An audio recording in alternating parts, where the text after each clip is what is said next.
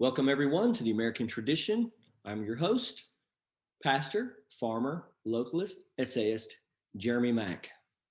This is our weekly roundup for Friday, November the 14th. Now, today's going to be the first of our weekly roundups. This should be a regular segment that will drop every Friday, and we'll go through the things that I think are the most important things for you to see in the news. All right, let's get started with that. First thing we're going to see is a little voter fraud. So we covered a video earlier this week, looked at a lot of voter fraud across many states. Georgia has had a legislative hearing. They've presented some evidence. And while everywhere it seems that affidavits by U.S. citizens sworn under perjury are not accepted as evidence, either by the mainstream media and in some cases the courts, also statistical evidence doesn't seem to be considered evidence by the mainstream media, the courts, or Twitter, as one of the gentlemen I shared on the Facebook page had his Twitter page suspended without warning and for absolutely no reason other than presenting statistical evidence to, I think, the Arizona legislature that he believed showed voter fraud. But now we've got some just good old-fashioned surveillance videos. So this is shown in Georgia by a volunteer lawyer there, I believe, yesterday. This dropped. And what we have here is the KFC Center. And what has just occurred on the video is a lady has come out and said, okay, there is a water leak. A main has ruptured. Now that's proven to not have happened. It was either a toilet or a slow leak in some other part of the building. But she comes in and she says, there's been a water leak, everyone out. We don't have the audio for that, but under affidavit, they give the time frame. And so the time frames on the videos that are seen here are presented. So, and then what happens is they get rid of everybody, they get rid of the media, they get rid of the poll watchers. And then it looks like 4 people stay and remain. And here's the video of them staying and remaining and appearing to count ballots without any observation of poll watchers or the media. Focus on run my arrow here around this cabinet. This cabinet was placed there about 8:30 in the morning or so. I think it was 8:22 in the morning by the woman who actually dismisses everyone, tells them there's a water leak and that we have to evacuate the building. And then you're going to see, I've got it teed up just in time for you to see these unobserved ballot counters beginning to remove a suitcase from underneath this table. Let's pick it up and hear from the lawyer. Just give you just a second on that. At about 8 o'clock in the morning, we're going to roll this back and show it to you. There you go. So now they're going to start pulling these ballots out from under this table. This table, the black one, was placed there by the lady with the blonde braids at about 8:22 a.m. in the morning. So she put that table there.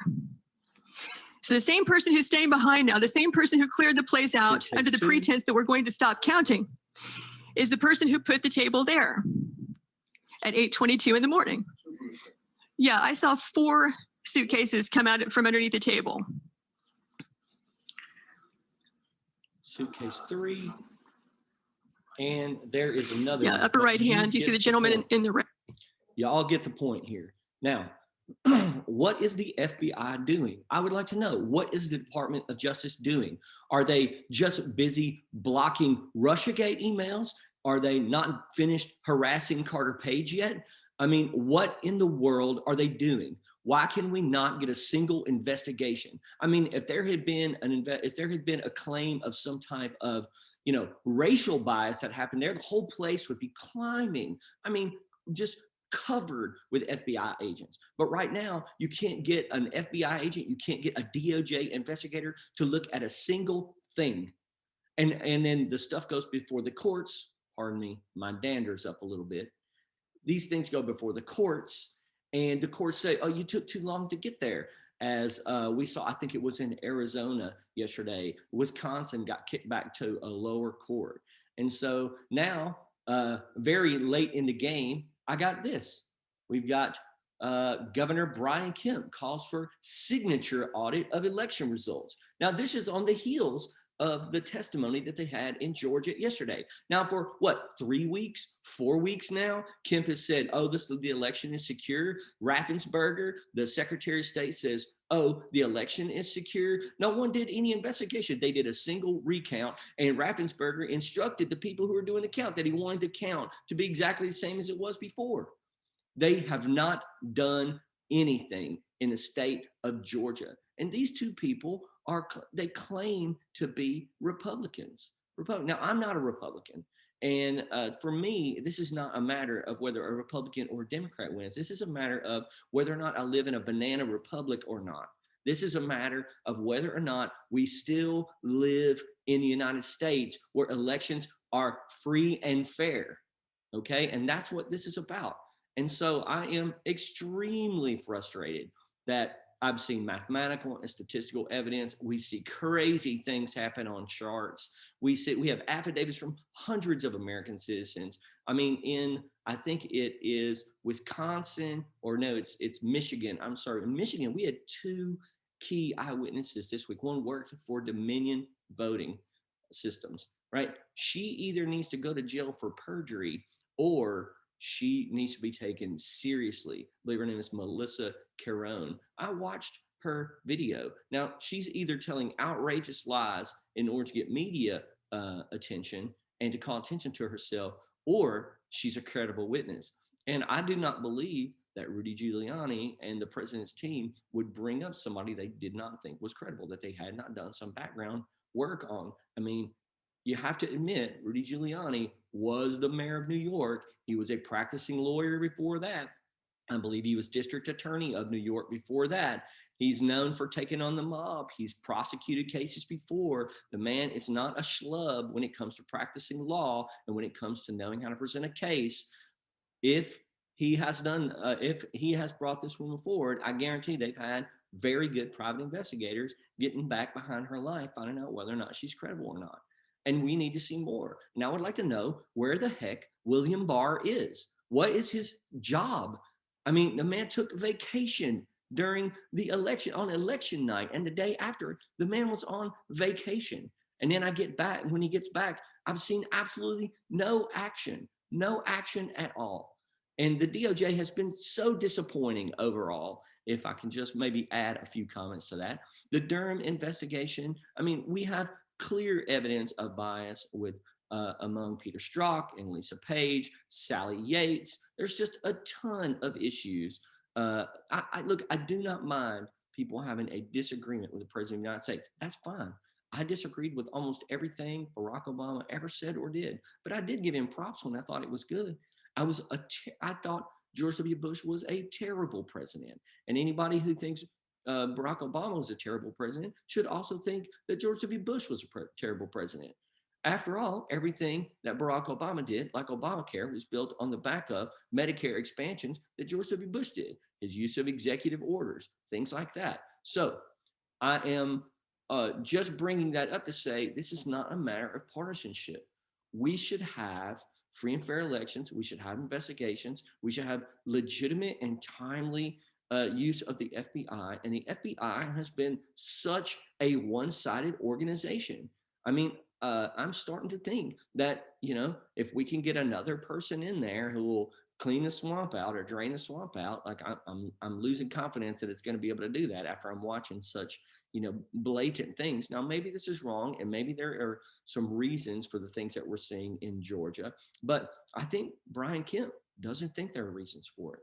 And I think Raffensperger needs to get off his thumbs and get up there and figure out what the heck is going on and stop covering his own butt. Let's move on.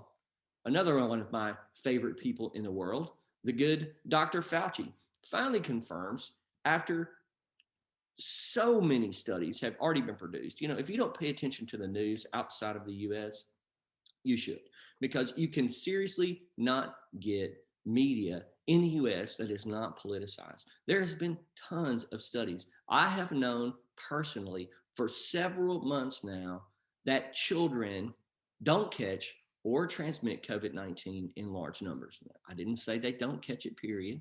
I didn't say they don't transmit it, period. But we have known for a very long time that children are not significant vectors for spread. And there's been a lot of work even on asymptomatic spread being revisited. It's the American Institute for Economic Research here.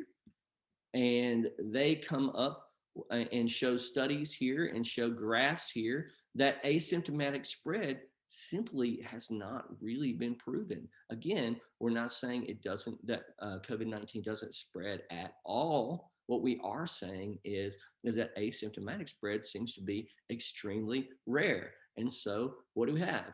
Dr. Fauci now says, oh, children don't catch or transmit COVID-19 in large numbers. All right, after all the time that they've had schools shut down, even though we knew from Sweden, for instance, from Japan, for instance, from Taiwan, for instance, some of you may not know that we do not have a single recorded case of a child spreading COVID-19 to a teacher. You may not know that, but we don't. We don't have a single credible case for it. And that comes from like 4 major nations, millions of children studied. It's not a study done in like, a back room in Albuquerque. It's not just theory. These are facts, and they've already been presented internationally, but they don't fit the narrative in the United States, so they just don't cover it. And now when they do cover it, here, look how late it is in the game. And I wonder if it has anything to do with the election and possibly trying to tank a current sitting president. Again, I don't really care about that.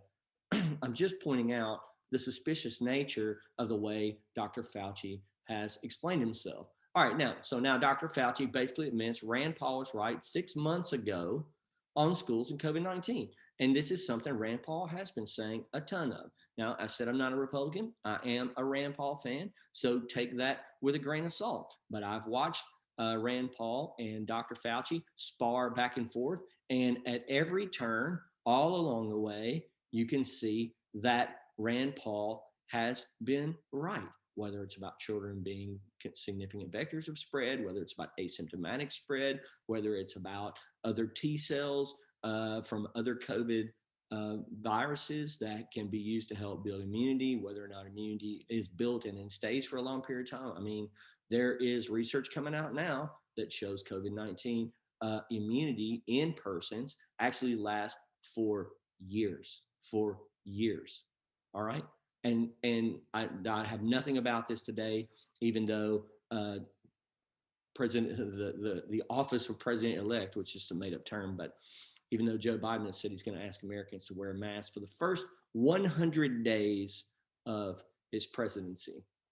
It's just incredible to me that we cannot get decent news in the United States, and we can't get decent commentary in the United States, and you cannot disagree with anything that the mainstream media says in the United States or the government says in the United States. The media is toast. We really need to work on building a new structure of media in the U.S. I think you are seeing that, but it's going to take a long time to take these big 3-letter nations or 3-letter stations down.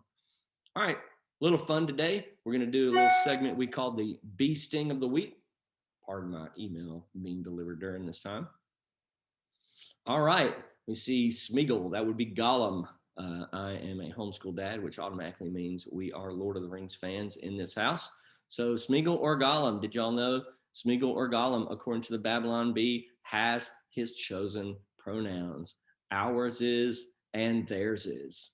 Bee stings are good. They make me laugh. I'm going to try to give y'all the best one of the week that I see often. So there is Smeagol and Gollum choosing his pronouns. All right, next up here, if I can get my screen to work. All right, so here's a little free speech news here. This is Stream. It's a little event that happened in Norway this week. In case you are not one of the people who believe as Rod Dreher, and I would say myself as well, believed that America is seriously headed towards soft totalitarianism, and you're already seeing the soft totalitarianism make its way into Europe. If you think we're exaggerating, just look to Norway. Norway has just made it a jailable offense to say that you disagree essentially with homosexual lifestyle or trans children or to say anything in regard to the, very modern and quick sexual revolution that has swept over the West. So you're looking at about time in jail. So no one wants to put people like us in jail. As a historic Christian, I would fall into the us category. That tune quickly changed. In 2015, Kim Davis, a county clerk in Kentucky, was jailed for refusing to follow a court order and issue a marriage license for a certificate for a same-sex couple. I remember that. Now, Norway makes speech that offends LGBTQ persons illegal for up to 3 years. The scary thing is that that's not public speech. 3 years is public speech. I believe you'll find in the story that it's 1 year if you're at a pub or you're at a restaurant or you're in your living room and one of your children turns you in. This is the kind of thing that we are running towards. We're running towards a soft totalitarianism. All right, let's give some good news in the economic front. I am a sort of a crypto fan, being cryptocurrency. And I will say, just as a side note here, I do own some Ethereum, but I'm not trying to play it up so that you will invest in it. I just think people don't really know about what's going on in the world very much and how cryptocurrencies really are changing the way finance is done. And this is one of the things we must do. We must guard the finance markets like this from government takeover. It's one of the things I think it's a terrible idea to go to. Governments are trying now, and their central banks now are trying to develop a cryptocurrency, and I suspect that they would really like to make laws against certain cryptocurrencies, and that's why it took so long for many of them to take off. But Ethereum is the second largest cryptocurrency behind Bitcoin. Vitalik Buterin, I believe is his name, is the founder of it. A young guy, couldn't be more than 26, 27 years old. They just jumped from Ethereum 1.0 to Ethereum 2.0. So a lot of the problems with cryptocurrency, and Bitcoin still works this way, is they were on what's called a proof of work. They had to have large computers that mined difficult math problems, sophisticated math problems that took a long time to solve. That's how a computer mined a cryptocurrency. And the math problem was so difficult to solve, and it took so much brain power to solve by the computer, that it sucked up energy from the energy sources around the world. So people were having trouble. You could actually look on a power grid and find the hotspots, find where people were actually mining. So one of the things about cryptocurrency is under a proof of work mining, it was not going to be a suitable source of investment or currency. And so Ethereum sort of saw that coming, and they started working on some issues with Ethereum 2.0 to move it to proof of stake. And so proof of stake is where you have to put up you have to stake so many coins in order to become a node. And then the more coins you have on the market, when a new coin comes on, a part of it or one whole goes to you, depending on how many you own, things like that. So it's very interesting. It's very low energy use. And Ethereum has a smart contract that attaches to it. And so Vitalik Buterin's idea was to create a world computer. So where everyone who owns an Ethereum would be a node in the system. And so they've worked on scalability on it. And so it's really an interesting project. And Ethereum, if you don't know, most of the decentralized finance is actually done on Ethereum's network, not on a Bitcoin network, but on an Ethereum network. And so Bitcoin, to me, is a little bit like digital gold. Ethereum, I think right now you could consider a digital silver, but I also think Ethereum has some serious applications in the future. And these are things you need to keep track of, especially if you're a Christian. I know that might sound like a strange thing to say, or if you're an American and you're just a conservative and you want to maintain the traditions. There could be a time in the future where you will need a peer-to-peer financial way to pay others for services and things like that. We could find ourselves on a social credit system that doesn't have anything to do with the government, but that has to do with Facebook and Twitter. We're already seeing censorship. Well, what happens when that censorship can block your bank accounts? What happens when you're doing, Facebook was already working on a digital currency itself called Libra. I understand it just changed to Diem, so it's not a project that is off the table. And according to Facebook and a lot of the work that they were doing in the last couple of years, there were investment capabilities that they plan with that, payment capabilities that they plan with that. I would look to the future, and I would think that these tech companies are not only going to be able to shut down your social media accounts, but they may have wider reaching effects, especially as they can use their muscle to create a system, maybe possibly in the future, where them and your banks all get together. You think this is not going to happen. Everybody knows about the Proud Boys, the far right group of, they're really not far right. They're headed by a Black Hispanic man. And that guy was actually written a letter by his bank, and they just said they didn't want to do business with him anymore to come get his money. So a bank, a private bank, actually is already starting to do, if you have made it into the media and you've made it into the mainstream and you're a persona non grata, they can just not do business with you. So cryptocurrencies, Bitcoin, Ethereum, there are others. I'm not promoting them at all. I'm just saying, if you're a conservative, especially if you're a historic Christian, you need to be considering options for how you're going to pay your bills, maybe in the future, or maybe how you're going to bank in the future. Speaking of that, let's jump on over into a little finance. Check this little ditty out. The government has printed 40 cents for every dollar that existed in March. You heard that correctly. 40 cents for every dollar existed in March of this year. You would time that well by looking and saying, oh, that is when the stimulus checks cashed. That is correct. And we're about to see another big boost printing like that. And you may say, well, I'm so glad I got that money in the mail. And I am also glad that you got that money in the mail, especially if you're somebody who really needed that money. And so this is not I'm not condemning anyone for taking it. And I'm not saying I'm going to send my check back, but I am saying that you cannot print your currency like that and expect to remain the world's reserve currency. I'm going to make some more videos like this on this topic in the future. As a matter of fact, Tuesday of next week, look for a video to drop on how our current instabilities, whether that's election instability, economic instability, or even moral, cultural instability, does not bode well for the U.S. on the world stage. And thinking about the U.S. on the world stage, let's look at the current president-elect himself, Joe Biden. Now, some of you may remember this nice little gaff here. We have put the most extensive and inclusive voter fraud organization in the history of American politics. Now, probably a gaff, right? I mean, when I first saw this a few weeks back, I just thought, this is incredible. The guy is mentally falling apart.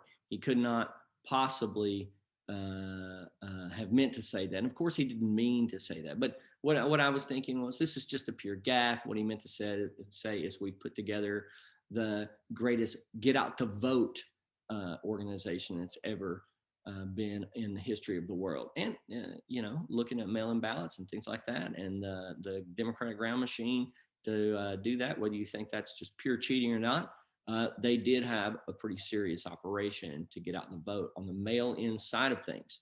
But now I've got this gaffe. This one, I think, came up yesterday, and I just was flabbergasted by this statement. The first lady to be told me she holds them for you. Yes, she does, but not with she and Kamala become friends. Yeah. But all kidding aside, it's a matter of the thing. We are simpatico on our philosophy of government and simpatico on how we want to approach these issues that we're facing.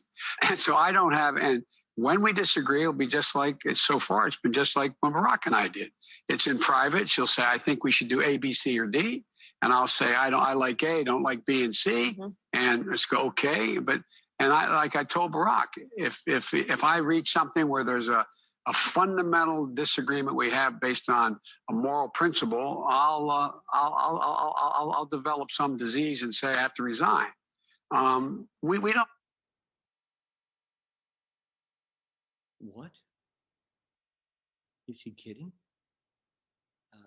His demeanor doesn't intend to kid. He doesn't even stop after that. He doesn't give a pause like for laughter. He doesn't make any movements to elicit laughs or anything. He just makes this crazy statement. We haven't, and we discussed at length our views on foreign policy, on domestic policy. Watch it again. Just watch it again. And maybe he's joking, guys. Maybe he has a terrible way of telling a joke. You know, if I say something sarcastic like that, I'll leave a space there so that you know I'm being sarcastic and everybody can laugh and there's a space for that. But he doesn't give any space for that. There's no facial expression change. And then he goes on to just list her serious, what he considers her serious qualifications for her office. So watch it, just this brief clip again. A fundamental disagreement we have based on a moral principle, I'll develop some disease and say I have to resign. We don't have that. We haven't, and we discussed at length our views on foreign policy, on domestic policy, on intelligence. And the great thing is she had not a movement, not a smile, makes no movement at all, doesn't stop. I think she tries to play it like a joke, but I'm not sure he was joking. Now, look, maybe he was.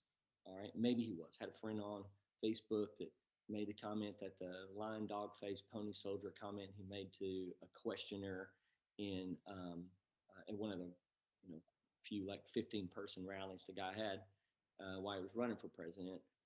Was to be funny. And I think it was to be funny, but I also think it was to be insulting. And so in that way, I don't think he was trying to be funny there, funny, ha-ha. I think he was trying to be funny, insulting in that time. Then the previous gaffe, where they put together the greatest, voter fraud, I think he surely probably meant to say vote, get out to vote organization. And then here, I don't know what in the world you could plug in there that he meant to say. I really don't know what in the world he meant to say. What kind of gaffe is this? Can he possibly be trusted to be the U.S. president? I think we all know the answer, that he was always a Trojan horse for Kamala Harris and a more radical agenda on the Democratic side, because they could not. I mean, she was the most boring. I think she was the first maybe major candidate to drop out. She didn't even make it to Iowa. She's the most radical senator in the Senate, rated even more radical than Bernie Sanders, the old Soviet himself, a man that took his honeymoon in the Soviet Union. She is considered more to the left of him. She's the one who prosecuted Project Veritas and the reporter that recorded the undercover We Sell Baby Parts video at Planned Parenthood. She left men on death row that she knew were innocent. She is one of the worst candidates in the history of the United States. Now, this channel is called The American Tradition. She does not share in the American tradition. She actually grew up in Canada. She did not grow up in the U.S. She has no allegiance to this country. That's just, I'm going to leave it right there. This has always been a Trojan horse operation. This has never been a real candidacy for Joe Biden. And I just feel, super sorry that we've got a man on national television who's supposed to be the leader of the United States in a free world who keeps saying just incredibly terrible things like this. Are they just gaffes? I don't know. What did he mean to say? I don't know. Did he mean to say that? And he thought it was a joke? I don't know. If it was a joke, it was the worst joke I ever saw told. Now, one of the worst things that happened this week, I'll close on a down note, but hopefully it will be something that you guys can learn from. And that is this week, Walter E. Williams died. Now, he was an economics professor at George Mason University.